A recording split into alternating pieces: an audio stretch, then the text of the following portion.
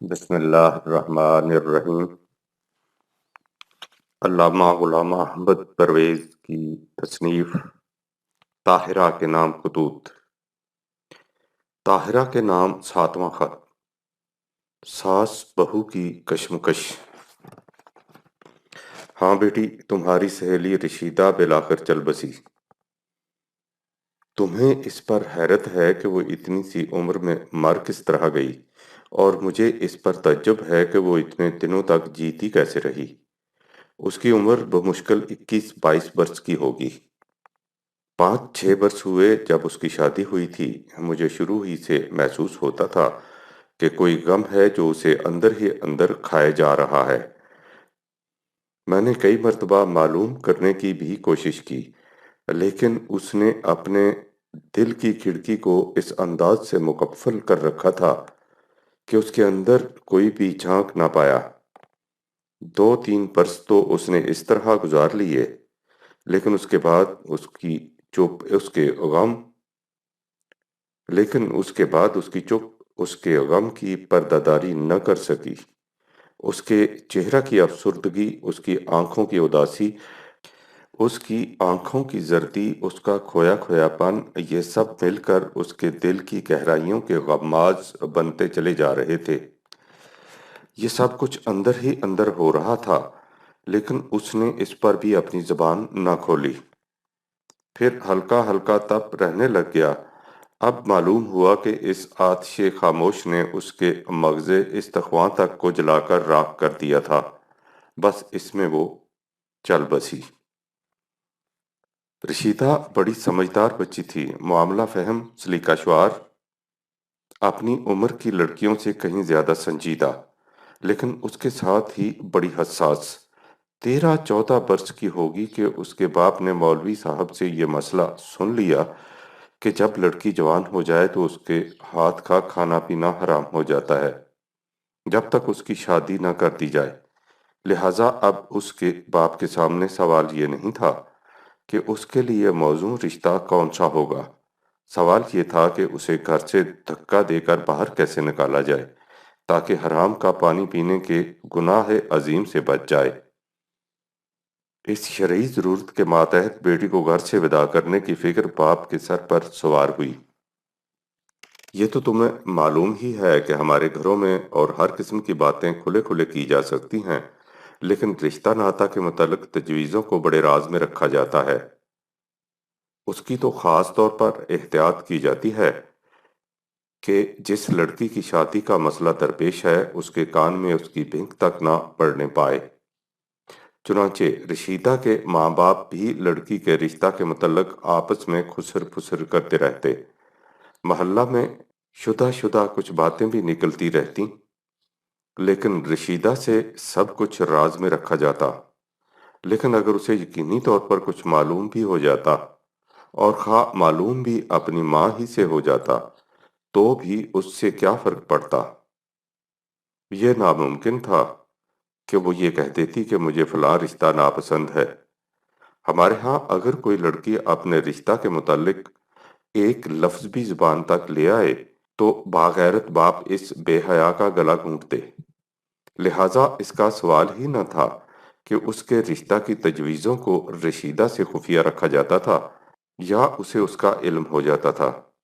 البتہ جس جگہ اس کے رشتہ کی بات ٹھہرائی جا رہی تھی وہ اسے دل سے ناپسند تھی، مگر اس سے بھی کیا فرق پڑتا تھا؟ ہمارے ہاں لڑکیوں کو شروع ہی سے یہ سبق دیا جاتا ہے کہ روحیں ازل کے دن ہی جوڑ دی جاتی ہیں، اس لیے جس روح کا آپس میں جوڑ ہوتا ہے ان کا رشتہ ہو کر رہتا ہے۔ ہر ایک کے ماتھے کا لکھا اس کی جھولی میں پڑتا ہے۔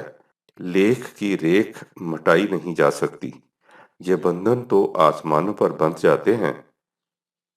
اصلی نکاح تو فرشتوں نے پہلے ہی پڑھا دیا ہوتا ہے، زمین پر محض رسم پوری کی جاتی ہے۔ یہ تمام باتیں شریعت کے مسائل کی حیثیت سے ہمارے ہاں بیان ہوتی ہیں، اس لیے رشتہ میں انتخاب کا سوال ہی پیدا نہیں ہوتا۔ رشیدہ بڑی سمجھدار لڑکی تھی، اس لیے وہ محسوس کرتی تھی کہ یہ چیزیں غلط ہیں۔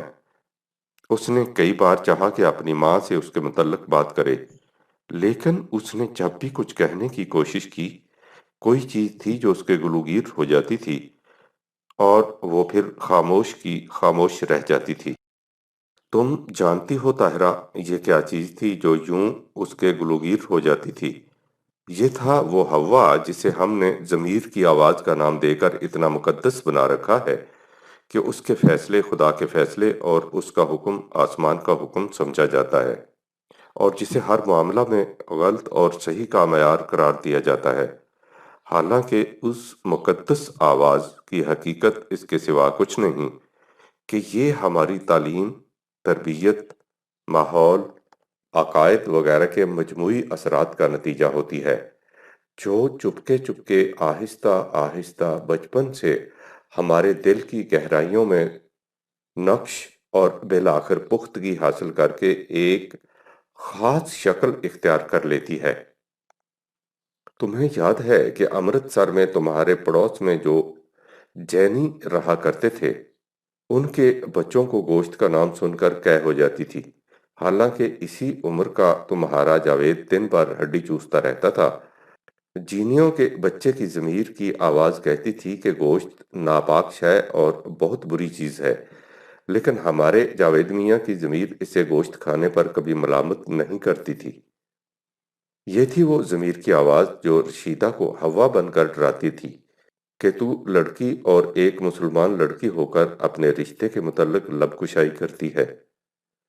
अगर उसके सामने कहीं कुरान की तालीम होती तो वो गलत तरबियत, गलत तालीम, गलत माहौल और गलत अकायद की इस आवाज़ को, जिसे वो ज़मीर की आवाज़ समझती थी, झटक कर अलग कर देती और कह देती कि जब मेरे खुदा का हुक्म है कि निकाह लड़के और लड़की की बाहमी रजामंदी ही से हो सकता है, तो उसके खिलाफ जो आवाज़ भी उठेगी वो खुदाई हुक्म से सरकशी की आवाज़ होगी, खा वो आवाज़ बाहर से आए या इंसान के अपने सीने से उठे।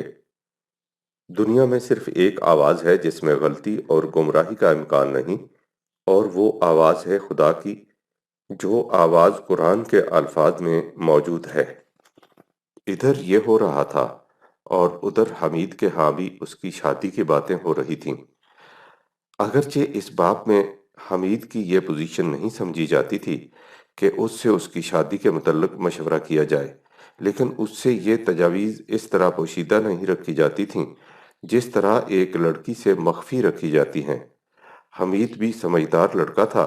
उसने अपनी माँ से कह दिया कि हमारे हालात ऐसे हैं कि मुझे अभी शादी नहीं करनी चाहिए। अब्बा जान एक अरसे से बीमार चले आते हैं और कुछ कमाने के काबिल नहीं। मेरी तनख्वाह बहुत कलील है और सारे घर का इसी पर गुजारा है।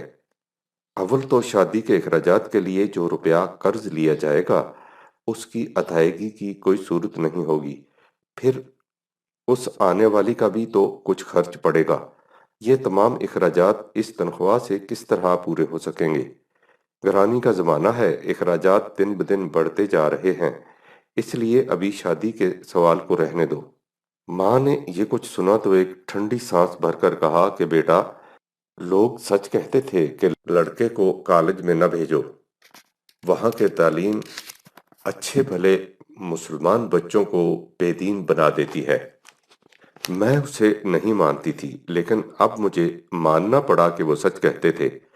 हमीद बेटा, तुझे तो खुदा पर जर्रा बराबर भी ईमान नहीं रहा। क्या तू उसे राज़िक नहीं मानता जो ऐसे हिसाब करने बैठ गया है? ये कहाँ से आएगा? वो कहाँ से आएगा? यानी जिस खुदा ने पैदा किया है उसे हमारे रिज़्क की फिक्र ही नहीं। वो खुदा जो पत्थर में कीड़े को भी रिज़्क पहुंचाता है, हमें रिज़्क नहीं देगा? बेटा तौबा करो, खुदा से माफ़ी मांगो। तुम्हारे दिल में ये कैसे ख्यालात आने लग गए? वो आने वाली आएगी तो क्या अपना रिज़्क साथ नहीं लाएगी? तुम्हारी या मेरी क्या हैसियत है जो हम किसी को खाने को दें? सबको वही खुदा खाने को देता है। जिसकी किस्मत में जो कुछ लिखा है वो उसे मिलकर रहेगा। हमारी किस्मत को हमसे कोई नहीं छीन सकता, और अगर हमारी तकदीर में गरीबी लिखी है तो उसे कोई अमीरी से नहीं बदल सकता। अगर खुदा ने हमारी किस्मत में फाके लिख दिए हैं तो हमें फाकों से कोई नहीं बचा सकता। خدا کے نیک بندے وہ ہیں جو قسمت پر شاکر رہتے ہیں۔ اس سے انسان کے دل میں قناعت پیدا ہوتی ہے، اور قناعت ایسی دولت ہے جو خدا کے خاص بندوں ہی کو نصیب ہوتی ہے۔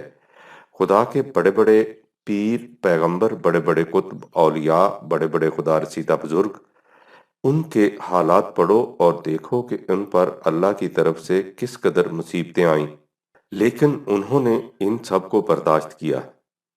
ان کے پاس نہ کھانے کو روٹی تھی، نہ پہننے کو کپڑا، نہ رہنے کو مکان، نہ بچھانے کو بستر، لیکن انہوں نے خدا پر توکل رکھا اور اپنی تقدیر پر شاکر رہے۔ اللہ نے انہیں بڑے بلند مرتبے عطا کر دیے۔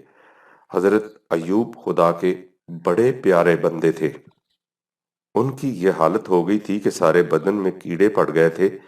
جب کوئی کیڑا ان کے جسم سے نیچے گر جاتا تو وہ اسے اٹھا کر پھر اپنے زخموں میں رکھ لیتے اور کہتے کہ اگر تو زمین پر رہ گیا تو تجھے کھانے کو کہاں سے ملے گا۔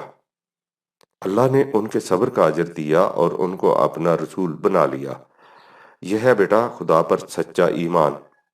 تمہارے دل میں شیطان نے وسوسہ ڈال دیا ہے جو تم سوچنے لگ گئے ہو کہ شادی کرا لی تو اس تنخواہ میں گزارا کیسے ہوگا۔ جن لوگوں کی تنخواہیں نہیں لگی ہوئیں انہیں بھی تو کہیں سے رزق ملتا ہی ہے۔ کیا ہمارے رسول خدا کی تنخواہ لگی ہوئی تھی؟ حمید کی ماں ایک ہی سانس میں اتنا کچھ کہہ گئی کہ اس کی سمجھ میں نہیں آتا تھا کہ اس کی کس کس بات کا جواب دے۔ اس نے بات ختم کرنے کے لیے کہا کہ امی جان، میں تو صرف اتنا ہی کہتا ہوں کہ ابھی شادی نہ کرو، تھوڑے دن اور ٹھہر جاؤ۔ جب میری تنخواہ بڑھ جائے یا کم از کم مجید کے کالج کا خرچ نہ رہے اور وہ بھی کچھ کمانے کے قابل ہو جائے، اس وقت شادی کر دینا۔ میں شادی سے انکار تھوڑا کر رہا ہوں۔ اس کی ماں نے بات کاٹتے ہوئے کہا کہ بیٹا، اچھے رشتے روز روز نہیں ملا کرتے۔ یہ محض خدا کی طرف سے ہے جو اس نے بہن صابرہ کے دل میں یہ بات ڈال دی ہے، ورنہ ہم کب اس قابل تھے کہ رشیدہ جیسی لڑکی ہمیں مل جاتی۔ شکل سے چاند کا ٹکڑا، عقل دیکھو تو 100,000 میں ایک، پڑھی لکھی، سمجھدار، سلیقے والی۔ جس دن سے اس نے گھر کا کام کاج سنبھالا ہے، گھر کا نقشہ بدل گیا ہے۔ دور دور سے عورتیں دیکھنے آتی ہیں، ایسی لڑکی کہیں سے مل سکتی ہے؟ اور پھر پیر جی عبدالصمد کہتے تھے کہ اس کا ستارہ بڑا نیک ہے، جس گھر میں اس کا قدم پڑ جائے گا وہ گھر جنت بن جائے گا۔ میں خدا کا لاکھ لاکھ شکر کرتی ہوں کہ میری بہن نے میری بات کی لاج رکھ لی، اور تم کہتے ہو کہ ابھی شادی نہ کرو، ٹھہر جاؤ۔ بھلا سوچو تو اس کا باپ تمہاری خاطر بیٹی کو گھر بٹھا رکھے گا کہ تمہاری ترقی ہو جائے تو پھر شادی کرے، خواہ اتنے میں بیٹی کا سر سفید ہی کیوں نہ ہو جائے۔ حمید کچھ کہنے ہی لگا تھا کہ اس کا باپ ہانپتے کانپتے کمرے میں آ گیا اور بیوی سے پوچھا کہ کیا بات ہے جس پر جھگڑا ہو رہا ہے۔ بیوی نے بتایا تو اس نے کہا کہ حمید بیٹا، میں تو صرف ایک بات کہنا چاہتا ہوں، اور وہ یہ کہ میری بیماری اتنی بڑھ چکی ہے کہ معلوم نہیں مجھے کتنے دن اور جینا ہے۔ دل میں اب ایک ہی آرزو ہے، اور وہ یہ کہ مرنے سے پہلے تمہارے سر پر صحرا باندھ لوں، بس اس کے بعد اطمینان کی موت مروں گا۔ کیا تم اپنے بیمار اور بوڑھے باپ کی یہ آخری آرزو بھی پوری نہ کرو گے؟ حمید نے کچھ کہنا چاہا تو باپ نے غصے میں آ کر کہا کہ حمید، آخری بات یہ ہے کہ یہ میرا حکم ہے، بس اس سے زیادہ میں کچھ نہیں کہنا چاہتا۔ اتنے میں محلہ کی مسجد میں جمعہ کی اذان ہو گئی اور حمید نماز کے لیے چلا گیا۔ یہ عجیب اتفاق تھا کہ اس دن مولوی صاحب نے خطبہ سے پہلے واز میں ماں باپ کی اطاعت کا مسئلہ چھیڑ دیا۔ انہوں نے بتایا کہ شریعت کی روح سے ماں باپ کی اطاعت عین فرض ہے۔ ماں باپ کا درجہ خدا کے درجے کے برابر ہوتا ہے۔ جو شخص ان کا حکم نہیں مانتا اسے خدا کبھی نہیں بخشتا، وہ سیدھا حاویہ دوزخ میں جاتا ہے۔ پھر انہوں نے بتایا کہ انگریزی تعلیم نے آج کل کے نوجوانوں کو کس قدر خود سر بنا دیا ہے کہ نہ ان کی آنکھوں میں بزرگوں کا کوئی لحاظ ہے، نہ ماں باپ کی اطاعت۔ حمید یہ کچھ سن رہا تھا اس کا دل عجیب و غریب کشمکش کی آماجگاہ بن رہا تھا۔ وہ سوچتا تھا کہ حالات کا تقاضا یہ ہے کہ وہ شادی نہ کرائے۔ علم، عقل، تجربہ، واقعات سب اس فیصلہ کی تائید میں جاتے ہیں۔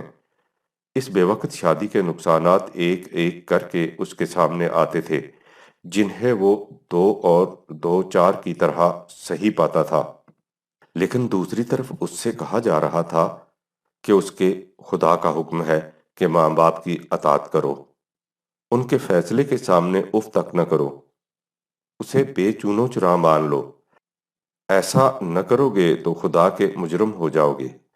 چونکہ بچپن کے تعلیم و تربیت سے اس کے دل پر مذہب کی بڑی گرفت تھی، اس لیے اس کشمکش میں خدا کا حکم واقعات کے تقاضوں پر غالب آ گیا۔ اس نے نماز کے بعد اپنی حماقت پر خدا سے معافی مانگی، مسجد سے سیدھا گھر گیا اور باپ سے با ادب عرض کیا کہ مجھے معاف کر دیجئے، میں آپ کی آزردگی خاطر کا موجب بن گیا۔ مجھے آپ کے حکم کی اطاعت میں ذرہ بھی تأمل نہیں۔ آپ جو کچھ چاہتے ہیں کیجئے، میں آپ کا فرما بردار بیٹا ہوں گا۔ ماں کی آنکھیں فرط مسرت سے جگمگا اٹھیں۔ اس نے اٹھ کر بیٹے کو گلے سے لگا لیا، بہت بہت دعائیں دی۔ ماں نے صدقے واری کیا اور یوں معاملے کا فیصلہ ہو گیا۔ ذرا سوچو طاہرہ کہ خدا کا حکم اس قسم کا بھی ہو سکتا ہے کہ تم عقل و ہوش کو بھی ایک طرف رکھ دو، سمجھ سوچ سے بھی کام نہ لو، نفع نقصان کی کسی قسم کی پرواہ نہ کرو، اور جو کچھ تمہارے بوڑھے ماں باپ حکم دیں آنکھیں بند کیے اس کی اطاعت کیے جاؤ۔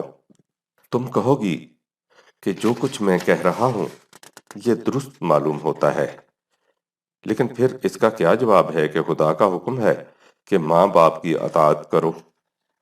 لیکن تمہیں تعجب ہوگا جب میں کہوں گا کہ یہ خدا کا حکم ہے ہی نہیں کہ ماں باپ کی اطاعت کرو۔ اس کا حکم صرف یہ ہے کہ ماں باپ سے حسن سلوک سے پیش آؤ، کیونکہ وہ ضعیف ہو چکے ہیں اور ہمدردی کے مستحق ہیں۔ تم کہو گی کہ یہ بات تو ایک مسلمہ کے طور پر مانی جاتی ہے کہ ماں باپ کی اطاعت فرض ہے، یعنی یہ ایسی بات ہے جس میں کسی کو بھی اختلاف نہیں۔ اور میں کہوں گا کہ کتنی ہی غلط باتیں ہیں جو وقت گزرنے کے ساتھ مسلمہ بن جاتی ہیں۔ اگر میں ان باتوں کی لسٹ مرتب کر کے تمہارے سامنے رکھوں جو ہمارے مروجہ مذہب میں بطور مسلمات مانی جاتی ہیں لیکن جو در حقیقت غلط ہیں، تو تم سر پکڑ کر بیٹھ جاؤ۔ ذرا سوچو کہ مسلمہ بنتا کس طرح ہے۔ کوئی بات جو 2 3 نسلوں تک متوارث چلی آئے بعد میں مسلمہ بن جاتی ہے۔ صحیح اور غلط کے پرکھنے کا ایک ہی معیار ہے، یعنی یہ کہ اس کے متعلق قرآن کا کیا فیصلہ ہے۔ جسے قرآن صحیح قرار دے وہ صحیح ہے، خواہ اسے ایک آدمی بھی صحیح نہ مانتا ہو، اور جسے وہ غلط قرار دے وہ غلط ہے، خواہ اسے ساری دنیا مسلمہ کی حیثیت سے مانتی ہو۔ تم یہ بھی کہو گی کہ ماں باپ کی اطاعت فرض ہے، ایک ایسی حقیقت ہے جسے صرف مسلمانوں کے ہاں ہی بطور مسلمہ نہیں مانا جاتا، بلکہ دنیا کا ہر مذہب اور ہر ضابطۂ اخلاق اسے بطور مسلمہ مانتا چلا آ رہا ہے۔ اور میں کہوں گا کہ قرآن کے من جانب اللہ ہونے کی ایک دلیل یہ بھی ہے کہ وہ اس کی پرواہ نہیں کرتا کہ ساری دنیا کیا مانتی ہے، وہ صرف اسی بات کو صحیح قرار دیتا ہے جو فی الحقیقت صحیح ہو۔ اگر قرآن کسی انسان کی تصنیف ہوتا تو وہ ان تمام باتوں کو علی حال ہی اپنے اندر شامل کر لیتا جنہیں دنیا بطور مسلمات مانتی چلی آ رہی تھی، لیکن وہ دنیا کے پیچھے چلنے کے لیے نہیں آیا تھا، دنیا کو اپنے پیچھے چلانے کے لیے آیا تھا۔ اس لیے اسے اس کی پرواہ نہیں کہ ایسے تصورات اور عقائد جنہیں دنیا کے مذاہب نے اس لیے مسلمات کی حیثیت سے تسلیم کر رکھا ہے کہ ان کے ہاں خدا کے احکام اپنی اصلی شکل میں باقی نہ رہے تھے، باقی رہتے ہیں یا ختم ہوتے ہیں، اس کا کام حقائق کو پیش کرنا تھا، سو اس نے پیش کر دیے۔ اسی ایک سوال، ماں باپ کی اطاعت کے سوال ہی کو لو۔ یہ ٹھیک ہے کہ دنیا کے تمام مذاہب اسے بطور مسلمہ کے مانتے ہیں، لیکن قرآن کہتا ہے کہ یہ حقیقت ہے کہ من نعمرو ننکس ہو فی الخلق، سورت نمبر 36 آیت نمبر 68۔ بڑھاپے کی عمر میں پہنچ کر انسان کی عقل اوندھی ہو جاتی ہے۔ یہ انسانی عمر کا ارذل نکمہ حصہ ہوتا ہے، جس میں حالت یہ ہوتی ہے کہ انسان سمجھ بوجھ کا درجہ پا کر پھر ناسمجھی کی حالت میں پہنچ جاتا ہے۔ مَن یُرَدُّ إِلَىٰ أَرْذَلِ الْعُمُرِ لِکَیْ لَا یَعْلَمَ مِن بَعْدِ عِلْمٍ شَیْئًا، سورت نمبر 22 آیت 5۔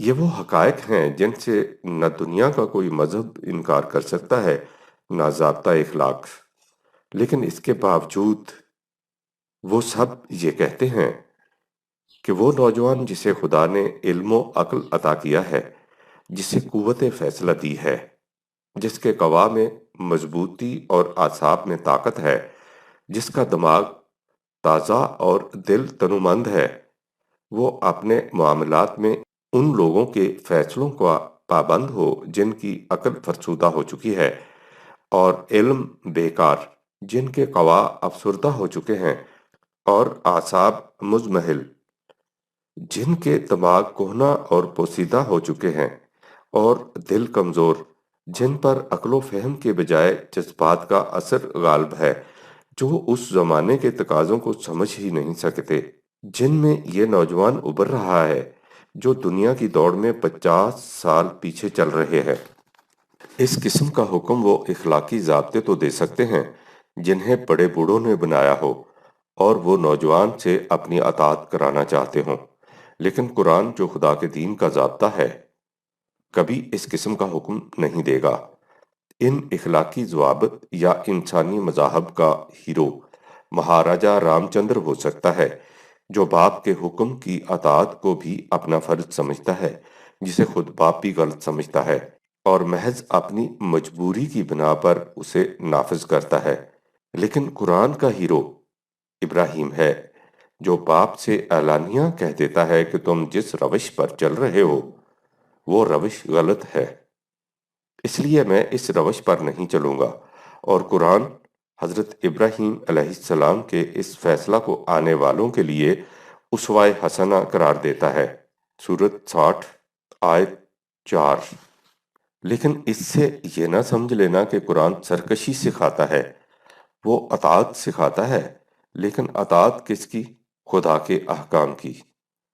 یہی وجہ ہے کہ وہ جہاں ایک طرف حضرت ابراہیم علیہ السلام کو اسلام کا ہیرو قرار دیتا ہے، وہاں حضرت اسماعیل علیہ السلام کو بھی ایسا ہی ہیرو قرار دیتا ہے جس نے باپ کی چھری کے نیچے اپنی گردن رکھ دی۔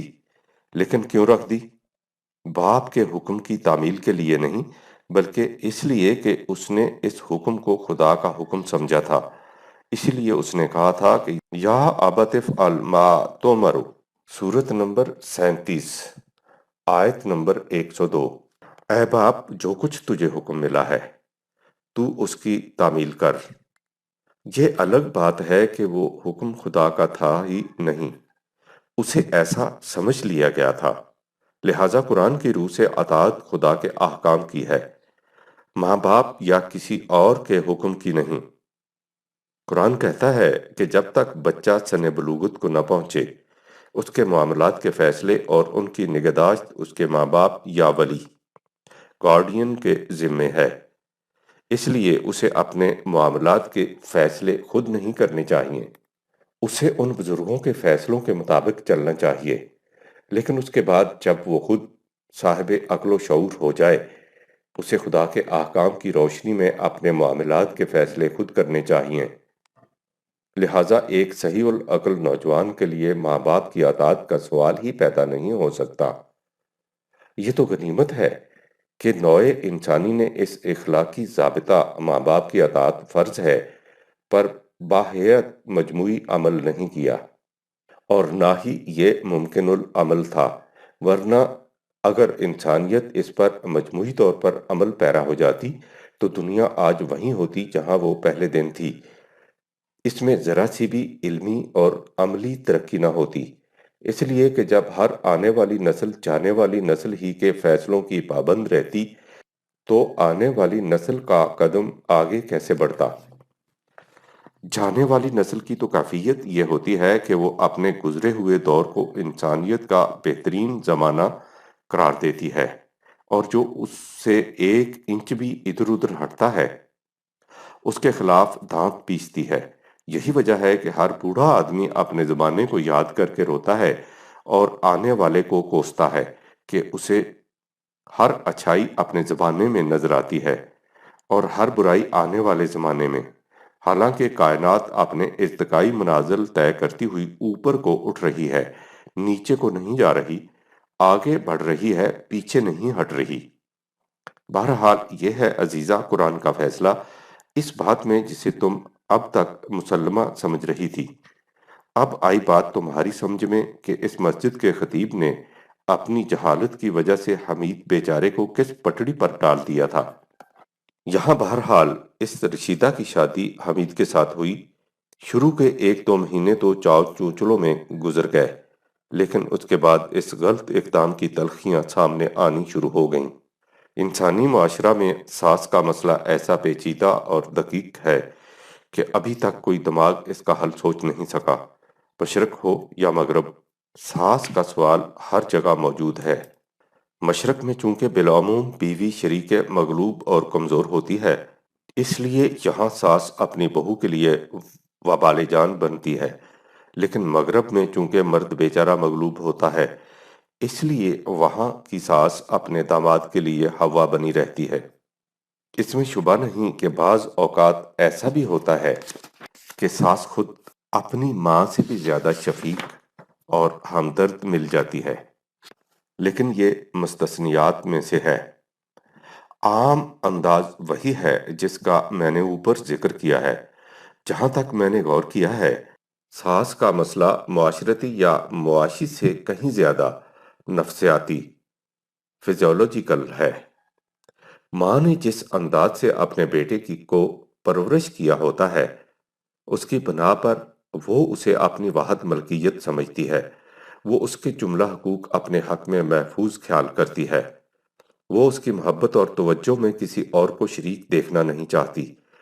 माँ के दिल में ये जज्बात गैर शऊरी तौर पर मौजज़न रहते हैं ता आंके बेटा जवान हो जाता है और वो उसकी शादी की फिक्र करने लगती है।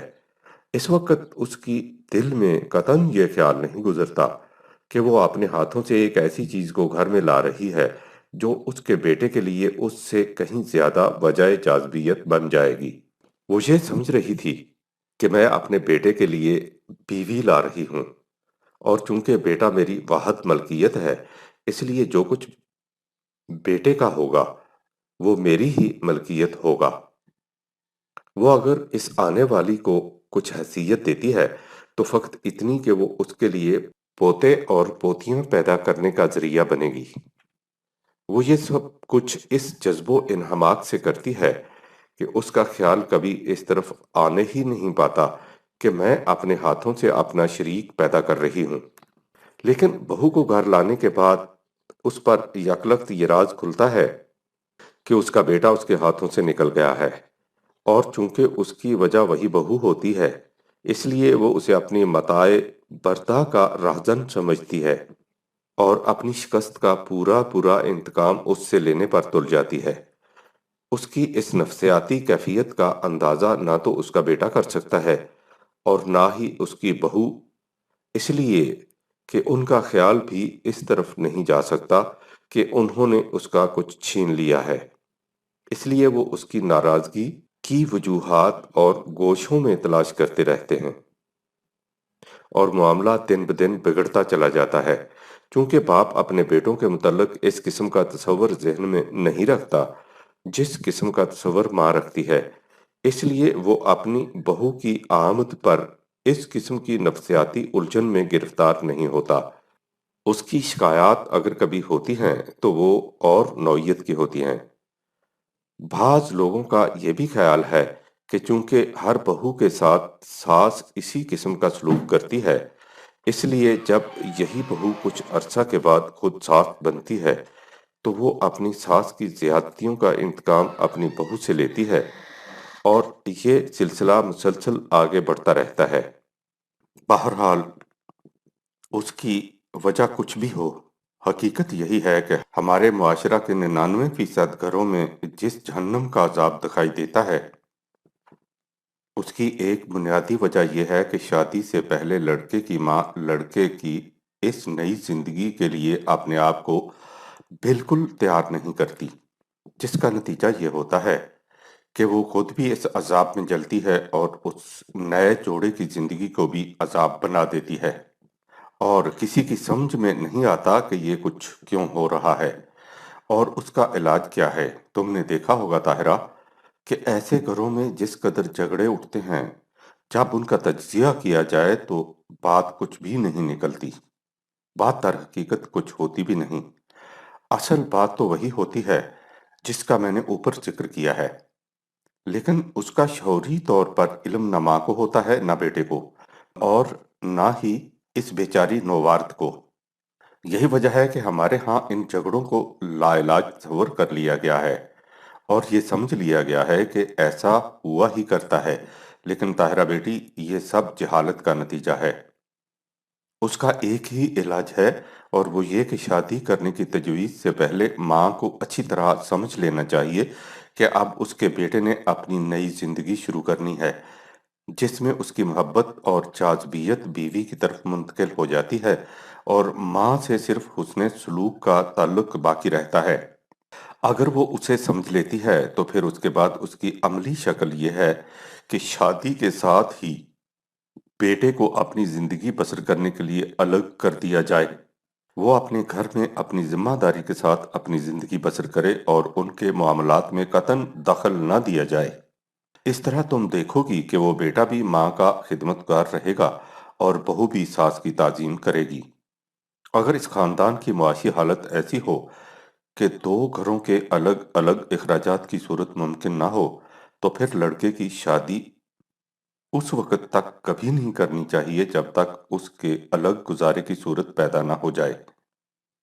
اس کے سوا اس جہنم سے بچنے کی کوئی صورت نہیں جس کے شعلے اس وقت ہمارے گھروں کو اس طرح خاکستر بنائے جا رہے ہیں۔ حمید کے معاملے میں ماں کی اس نفسیاتی کشمکش کے علاوہ معاشی مشکل بھی تھی، جس سے وہ بیچارہ پہلے ہی خائف تھا۔ شادی کے اخراجات کا قرض، گھر کا بڑھتا ہوا خرچ، باپ کی مسلسل بیماری، جب ان تمام باتوں کا مجموعی اثر مرتب ہوا تو ساس کا نزلہ غریب رشیدہ پر گرنا شروع ہو گیا۔ وہی رشیدہ جس کے متعلق ابھی چند دن شادی سے پہلے یہ کہا جاتا تھا کہ وہ بے حد سمجھدار، سلیقہ شعار، کم سخن، نیک، اطاعت شعار ہے، اب اس میں کیڑے پڑنے شروع ہو گئے۔ منحوس سبز قدم جس دن سے ہمارے گھر میں آ گئی ہے، گھر کی برکت اٹھ گئی ہے، اسی آمدنی میں یہ گھر بھرا ہوا نظر آیا کرتا تھا، اب ایسی نابرکتی ہوئی ہے کہ گھر بھائیں بھائیں کرتا ہے، نہ کوئی سلیقہ نہ تمیز، نہ کھانے پکانے کا ڈھنگ، نہ رکھنے سنبھالنے کا خیال۔ معلوم نہیں اس کی ماں نے یہ سمجھ رکھا تھا کہ بیٹی کو ساری عمر اپنے گھٹنے سے باندھے رکھنا ہے اور کسی پرائے گھر بھیجنا ہی نہیں، جو اسے ایسی لاڈلی بنا رکھا ہے۔ یہ اور اسی قسم کی اور ہزار باتیں۔ ادھر صبح حمید گھر سے نکلا اور ادھر یہ کل شروع ہوئی اور شام تک لان تان کا یہ سلسلہ جاری رہا۔ رشیدہ نے ہزار جتن کیے کہ کسی طرح اس کی ساس اس سے راضی رہے، لیکن جہاں قصور یہ ہو کہ آٹا گوندتی کا سر کیوں ہلتا ہے، وہاں خوش رکھنے کی تدبیر کیا نکل سکتی ہے۔ رشیدہ یہ سب کچھ اپنے آپ پر سہتی اور کسی کو کانوں کان اس کی خبر نہ ہونے دیتی تھی۔ اس نے حمید سے بھی اس کا ذکر نہ کیا۔ جب اس کی ساس نے دیکھا کہ حمید اپنی بیوی کو کچھ نہیں کہتا تو اس نے خود حمید سے بھی رشیدہ کی شکایات شروع کر دیں، اور اس طرح جہنم کی آگ کے وہ شعلے جنہیں رشیدہ اپنے دامن میں سمیٹتی چلی آ رہی تھی، حمید کے گریبان تک بھی جا پہنچے۔ وہ مالی مشکلات کی وجہ سے پہلے ہی پریشان تھا، اب اس کے سر پر نئی قیامت ٹوٹی۔ اس کی مصیبت کی نوعیت بھی عجیب و غریب تھی۔ وہ سمجھدار لڑکا تھا، اس لیے وہ بات کو جانچ کر اس نتیجہ تک پہنچ جاتا تھا کہ رشیدہ بالکل بے قصور ہے، اور اس کی ماں کی سراسر زیادتی ہے، لیکن ماں باپ کی عظمت و عقیدت کا جو تصور بچپن سے اس کے دل میں جاگزین تھا، وہ ان کی اطاعت کے جو وعظ اس نے سن رکھے تھے، ان کے پیش نظر وہ اس کی جرت نہیں کر سکتا تھا کہ بیوی کے مقابلے میں ماں کو قصوروار ٹھہرا دے، لیکن اس سے اس کا دل جس نفسیاتی کشمکش کی آماجگاہ بن گیا، اسے تو وہ نہیں روک سکتا تھا۔ بیوی کی مظلومیت، ماں باپ کی اطاعت، اپنی بے بسی، یہ وہ احساسات تھے جو اسے سانپ بن کر ڈستے تھے۔ وہ جانتا تھا کہ اس مصیبت کا حل یہی ہے کہ وہ ماں باپ سے علیحدہ ہو جائے، لیکن معاشی مجبوریاں اس حل کو ناممکن بنا رہی تھیں۔ ایک آدھ مرتبہ اس نے اس خیال کا اظہار بھی کیا تو ماں نے سر پیٹ کر کہا کہ تو مجھ سے الگ ہو گیا تو میں کنویں میں ڈوب کر مر جاؤں گی۔ ان پریشانیوں نے حمید کو بھی اندر ہی اندر کھوکھلا کرنا شروع کر دیا، لیکن حمید سے کہیں زیادہ اس کا اثر رشیدہ پر تھا۔ جو اس کے ساتھ بیتتی تھی اسے تو وہ شاید جھیلتی چلی جاتی، لیکن حمید کی خاموش پریشانیاں اس کے لیے ناقابل برداشت تھیں۔ اس سے اسے بری طرح گھن لگ گیا اور وہ اندر ہی اندر سوکھتی چلی گئی۔ اسی حالت میں اس کے ہاں پہلا بچہ پیدا ہوا۔ ظاہر ہے کہ جس بچے کی ماں کی صحت کا یہ عالم ہو، وہ بچہ پیدائش کے ساتھ ہی اپنے اندر کیا کیا بیماریاں یا ان کے پیدا ہونے کے اسباب نہیں لائے گا۔ ایک تو رشیدہ کی صحت خراب، اس پر غریبی، نہ اس کی ہی دیکھ بھال ہو سکی اور نہ بچے کی۔ ہو سکتا تھا کہ حمید کی ماں اپنے بیٹے کے سب سے پہلے بچے کی نگاہ برداشت کے لیے کہیں نہ کہیں سے قرض لے کر بھی کچھ کرتی، لیکن بدقسمتی سے وہ تھی لڑکی جس کی پیدائش کی خبر سن کر وہ جل بن کر کوئلہ ہو گئی تھی۔ منحوس بہو کی منحوس لڑکی، اس کی دیکھ بھال کون کرتا؟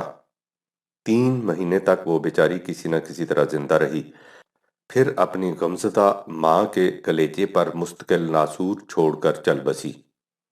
اس کے بعد رشیدہ کی حالت دن بدن خراب ہوتی گئی۔ اسے تپ لازم ہو گیا۔ ملک کی تقسیم کی افتاد سے اس کے ماں باپ بھی بہت غریب ہو چکے تھے۔ توادارو کہاں سے آتا؟ بس اس طرح اس نے گھل گھل کر جان دے دی۔ یہ ہے طاہرہ تمہارے بچپن کی سہیلی کی الم انگیز داستان۔ یہ اس کی داستان نہیں، داستان ہے تمہارے معاشرے کی۔ کیا معلوم کتنی رشیدہ ہر روز اس کی بھینٹ چڑھتی ہیں۔ اول تو کسی کو علم نہیں ہونے پاتا کہ کس گھر میں کیا ہو رہا ہے، اور اگر علم ہونے پاتا ہے تو صرف اتنا کہ آج فلاں کی بیٹی یا فلاں کی بہو کا انتقال ہو گیا۔ اس سے زیادہ کسی کو کیا خبر کہ مرنے والی کس طرح مری ہے؟ ایک جلنے کے سوا اور کوئی کیا جانے؟ حالتیں کتنی گزر جاتی ہیں پروانے پر۔ معلوم نہیں طاہرہ، جب جاوید جوان ہوں گے اور تم ان کی شادی کی فکر کر رہی ہوگی تو اس وقت میں موجود ہوں گا یا نہیں، لیکن میری 2 3 باتیں ضرور یاد رکھنا۔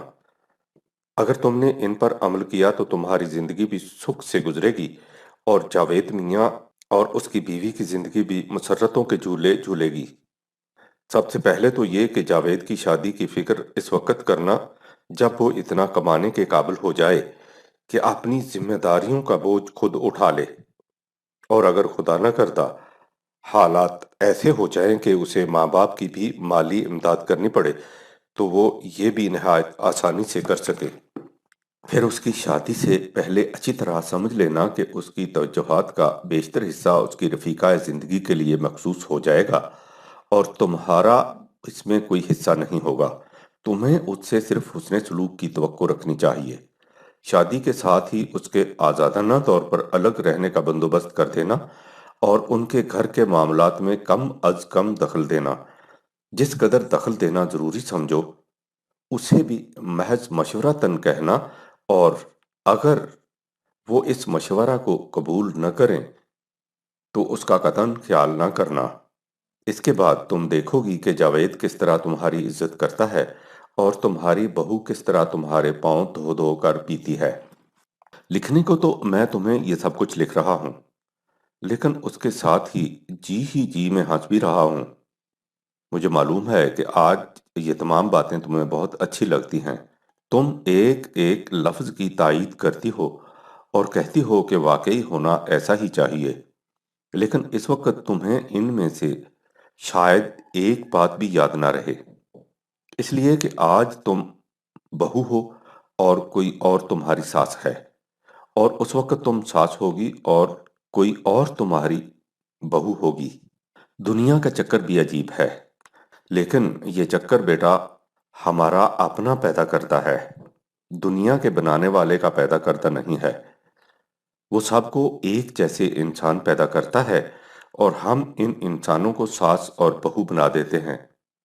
اس کے بعد ساس اور بہو تو باقی رہ جاتی ہے اور انسان ختم ہو جاتا ہے، لیکن خدا کا قانون انسان کو ہر حال میں باقی رکھتا ہے، اسے کبھی ختم نہیں ہونے دیتا، بلکہ اسے ہر لمحہ بلند سے بلند تر کرتا جاتا ہے۔ لہٰذا تم بہو ہو یا ساس، اپنے اور دوسرے کے انسان ہونے کو کبھی نہ بھولنا۔ خدا نے ہر فرزند آدم کو واجب التکریم پیدا کیا ہے۔ وَلَقَدْ كَرَّمْنَا بَنِي آدَمَ، سورت نمبر 17، آیت نمبر 70۔ جو شخص ہر حال میں اس حقیقت کو سامنے رکھتا ہے اسے مسلمان کہتے ہیں۔ اچھا، خدا حافظ۔ جاوید میاں سے دعا کہنا۔ پرویز، 8 جنوری سن 1954 ء۔